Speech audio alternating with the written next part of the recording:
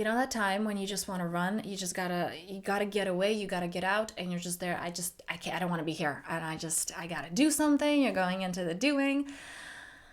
If you felt this way, then this video is for you because your soul has a message for you. Let's dive right in.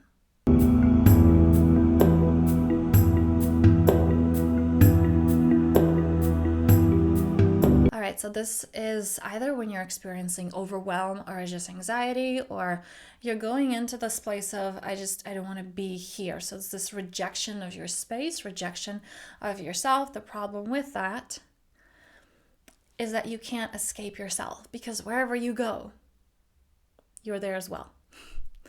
You can't escape your body. You can't escape your mind because as much as, and I can really relate to this, as much as it seems like everything around you is the problem, your mind is the problem.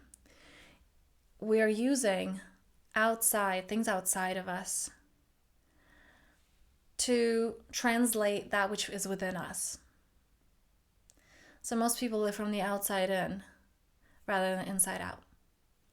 So what I want to bring in here, and what is that message for yourself? What does it mean when I'm feeling this way? When I want to I gotta get away. I can't be here. I feel like, I need to be free.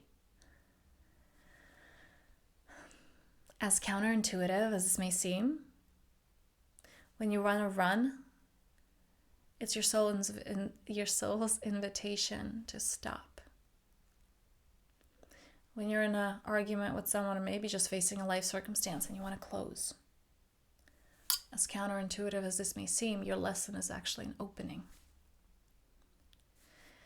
When you're in a conversation with another and your reflex, the ego's reflex, is defense, wall, as counterintuitive as this may seem, this is actually your soul's invitation to be more vulnerable and to speak your truth, what is really in your heart, what are you afraid of, and to listen to another.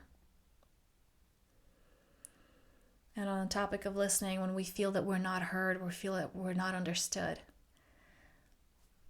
the intuitive thing would be to yell louder or to make sure they hear me. But as counterintuitive as this may seem, the medicine is actually to hear another, to give that which you want.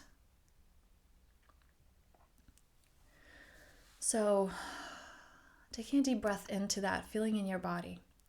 Because here's the thing, when we're trying to shift things on the outside, we go into, shopping or eating, or we're going on vacation to feel better. It's like, I just got to get away. I got to change the scenery. I do apologize for saying this, is bypassing. And I apologize because I know how difficult it is to hear that. Because my own ego, at some point in my journey, would say, but no, I'm being productive. But I'm not sitting around on my butt. I'm actually making things happen. I'm being productive. I'm moving forward in life. We can do what seemingly looks like moving forward. And what it is in actuality is staying stuck. And again, I know this is difficult to hear. Because moving forward, what it actually means, you can't move forward when you don't pivot and you're fully here with yourself, when you're afraid to feel your emotions, when you're running away from something. We're not evolving when we're running away. We're staying where we are. So evolving means being so comfortable where you're at right now. And so how do we know, right? Because sometimes it is about, I just need to focus on what feels good. These are the teachings of Esther Hicks Abraham. It's like, we'll just drop it and do something that feels good instead.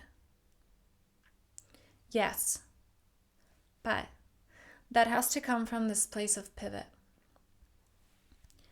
Coming into the body, whenever you're feeling that overwhelm, coming into the body, feeling what you are afraid to feel. And look, I know this is scary. I know this can be terrifying.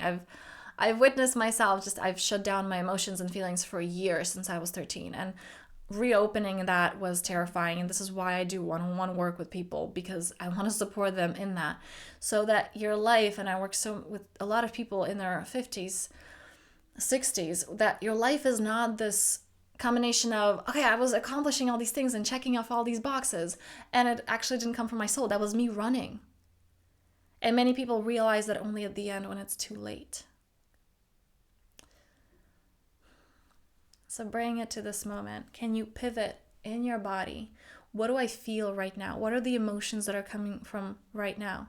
And from this place, you will know whether you're running, if it's uncomfortable, or whether it feels like a heart-inspired action. There's a big difference between the two. One will nourish you, one will fulfill you, and the other one will keep you stuck. Going on that vacation because you feel like you can't stand it here anymore. Again, you're taking you with you. Buying something, eating something, drinking yourself to numbness, numbing the body so I don't have to feel my emotions. Right? Going into relationships so that I don't have to be alone with myself, so I'd rather be with someone else so they can numb my body, numb me away from this feeling so I don't have to feel it. Those things are keeping you stuck. They're not long-term solutions. And the world is shifting more energetically. A lot of things are changing right now. They have for many years, for several years now. And our parents, the previous generation, could have gotten away with living a life like that. They could have gotten away with never feeling their feelings and never needing to go into that. But this generation doesn't. This generation can, because things are moving a lot faster, not just in the sense of technology and things that we see, the tangible things, but also in terms of energetics. More and more people are waking up. We're called to look at our shadows. The consciousness of the planet is rising. So it is more important than ever to really know from this place of just stop. Am I contributing to being more stuck? Or am I going into fulfillment and nourishment? Shopping isn't bad. Relationships aren't bad. Vacations are fantastic. When they're calling you and you're going to it from that heart-inspired action, but not from a place of running. So on this note, whenever you're there in the go, go, go, just remember to stop, at least, and maybe it's just in the morning, maybe it's just in the evening, at least once in your day, just stop. Why am I doing what I'm doing? Am I trying to run from something, or is this what my heart is calling me to? And this is not something that you can figure out on the mind level. Okay, it's not. Your mind's going to be like, oh no, this is the right thing to do. This is always the right thing to do. It's like the mind knows best. Your heart knows, your soul knows. So connecting to that first. And I have fantastic free resources. There's a heart connection practice. That's a free resources. If you sign up below, there's a link. There is, or if you're on Instagram, it's in the bio. That's where it's on day 3 if you sign up to receive the emails, because I don't want to just dump all the practices on you, but for it to be gradual. It's that connection to the heart. So you know, not from the mind, but bring your awareness to the heart and asking from that place, what is there to nourish me? What is there to nurture me? And from that place, that is when you actually move forward with life. Not from the mind's limited, I think I know this. Let me think my way out of this. But from the heart's and the soul's alignment with who you are, alignment with life, alignment with your calling and purpose. On this note, I thank you for watching. If this is something that you want to do with me, I have a few spots opening up 2 spots actually for my one-on-one program from next month. I know how overwhelming it can be to just feel that when it feels like that feminine energy is like you peak and then it just takes you off the cliff. I've experienced this. I guide clients out of that and how to build that balance so you can move confidently and powerfully through life, not having doubts, because you know what that is. You are able to tune into that strong, focused, purpose-driven, masculine energy because your feminine feels very safe. And it's the combination of the two that makes creation of anything possible. So I thank you for watching. Subscribe if you're new.